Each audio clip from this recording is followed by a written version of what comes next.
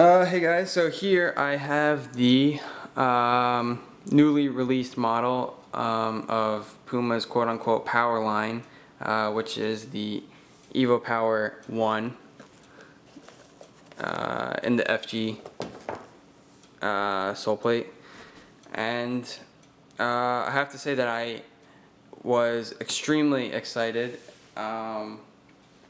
when this new model was unveiled, mainly because its predecessor was my joint favorite boot to use of 2013, which was the Puma PowerCat 1, particularly the SL model.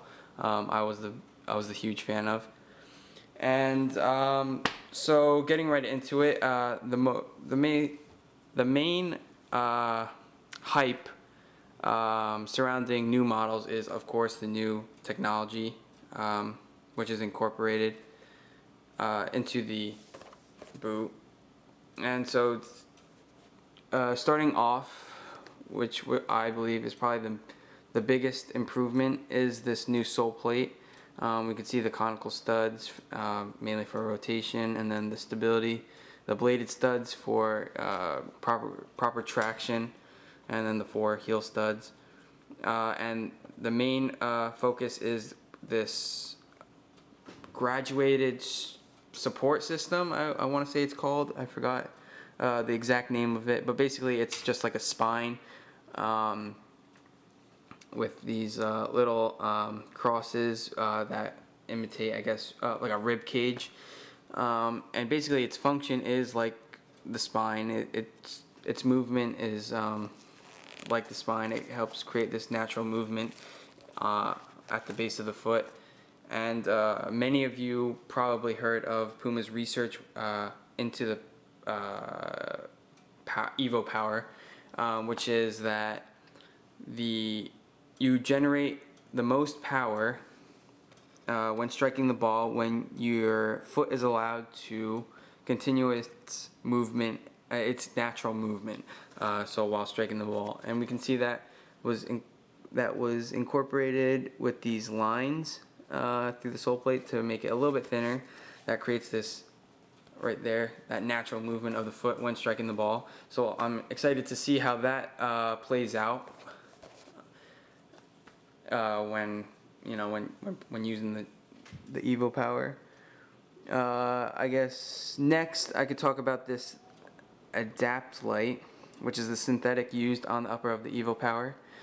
It's a Japanese synthetic microfiber upper jibber jabber.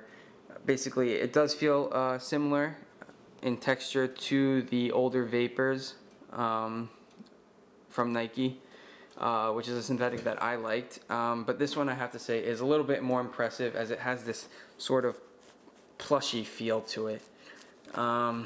So I anticipate the touch on the ball being extremely nice on the evoPOWER. Let's see. Oh, the thing that is unique about the Adapt Light is that it does stretch vertically to accommodate your foot, but does not stretch horizontally. So it maintains that that tightness at the width of the foot, so you don't have to worry about any kind of stretch, etc. when putting these boots on your feet and using them for a while.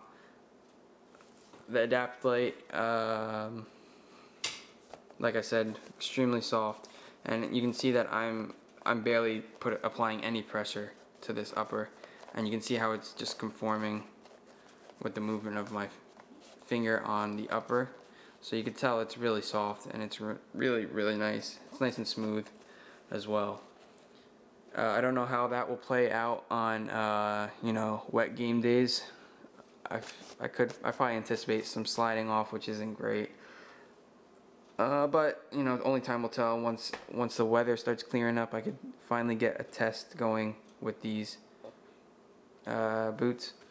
All right, next technical specification would be the Accu Foam. I believe there's 19 foam injected slots into this upper, running from the strike zone, the traditional strike zone, into the forefoot, which is, I guess, considered quote unquote the control area nowadays. And I like these foam inserts. Probably my favorite new addition to the to this new line model, I should say. I can't say that I like it over the power cap striking element, but it is a nice touch. I do like the foam inserts. Like I said, the whole upper in general is just like this nice plushy feel, and with these inserts it just adds to that effect. These foam inserts, like I said before, I can imagine the touch on the ball when making contact with these foam inserts being just fantastic, as it just sinks into these memory foam inserts. As well as on the strike zone and forefoot, we have the inserts on the tongue. That's mainly for comfort, I believe. And you know, this boot is comfortable. Last technical specification is the introduction to the EverFit cage. If I could just zoom in and you can see that. There we go, EverFit cage. It runs along the instep and on the outstep, except not as big on the outside, and it is camouflaged in the upper, unlike this vibrant yellow used on the instep. And this basically is to maintain shape of the boot, but I really don't see it having a major effect on anything. I think they could have done without it, but it's obviously nice that they included that in. More of a gimmick than anything. Looks alright. Looks pretty cool. In terms of looks, this is the launch color. So it is labeled as the peach, I believe ombre blue and yellow colorway, and just looks like a red orange colorway to me. A very vibrant red orange. I should add. In terms of visuals, they got the Puma cat on the instep, similar to what we've seen on previous Puma boots like the V108s and what else? V108 is the most notable, or the one that I can only remember really, having this sort of design, and you know, the nice traditional Puma design on the outside, which is probably one of my favorites. What else can I talk about? I mean, insole, nothing special. You know, we got the Poron like insert, decent thickness, nothing to really complain about. Very comfortable. What else? I think that's it for the new technical specifications and the overall colorway of this. So I think I'm just gonna go straight into comparing it with my favorite boot of 2013, which is the Puma PowerCat 1 SL. And in terms of overall shape and fit on your foot, it is almost identical. So let's see here. We can see that the toe box is not, I wouldn't say anatomically shaped. It is slightly, but it's more rounded than anything. It's not like we've seen on the Evo Speeds, which I know some people don't really like, but I don't mind it at all, to be honest. I have no preference between rounded and anatomical shaped toe boxes, as long as they're comfortable. This one is, I would say, in between an anatomical and rounded toe box shape, and comfort is no issue here, as long as you get the right size, of course. But yeah, identical toe box shape. In terms of width, I know a lot of talk has been going around that the evoPOWER is extremely wide, and I have to say it's wide. It is a wide fitting shoe, especially to the standards that we now have in terms of width, especially considering the Vapors and the new Addy Zeros. They're extremely narrow shoes. So in comparison, this evoPOWER is a wide fitting shoe. But I wouldn't say excessively wide. I mean, people with wide feet wouldn't not have any problems fitting into these, and people with narrow feet shouldn't have any problems either, really. And in terms of sizing, lengthwise, if you're planning on ordering these, this is where it gets a little tricky, because I know Puma has their little strange ways with sizings, because they're usually pretty inconsistent. But if you were lucky enough, if I should say, to experience the PowerCat SLs, I would strongly recommend getting your size in the PowerCat SLs if you are planning to go and switch over to the evoPOWER.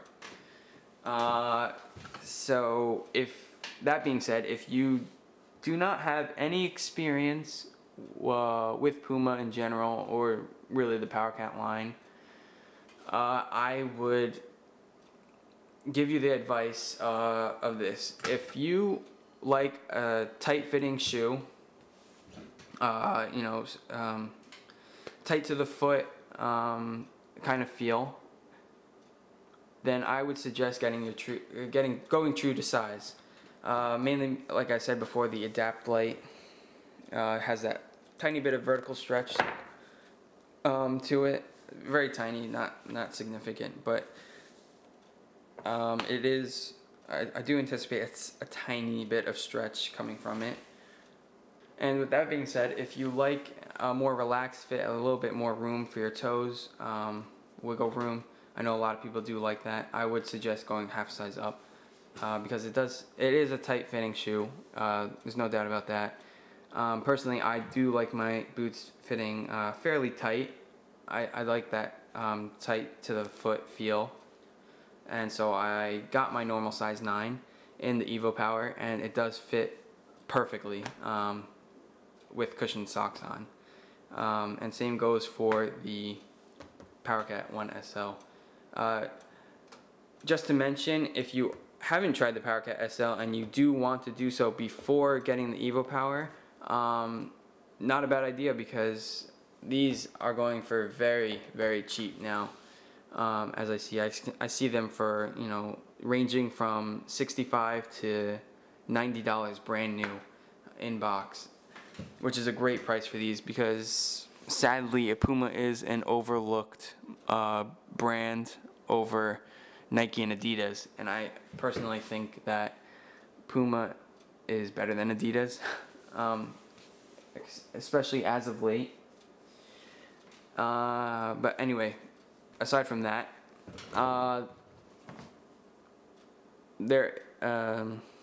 yeah, so I think I've gotten all my points across for my first impressions on the evoPOWER. If I missed anything, just and you have a question about it, just let me know in the comments. I'll get back to you as soon as possible. But yeah, I hope I shed some light on the evoPOWER, and if you were planning on getting a pair, I would recommend in doing so even before I actually try them, which is I don't know, kind of a big thing coming from me, because I usually like to try my boots before recommending.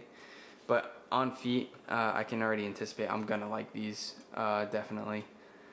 And I can't wait to try them. Like I mentioned before, early in the video, we've just been getting piled and piled and piled of snow, with snow. And actually, we're supposed to get another 6 inches or so this weekend. So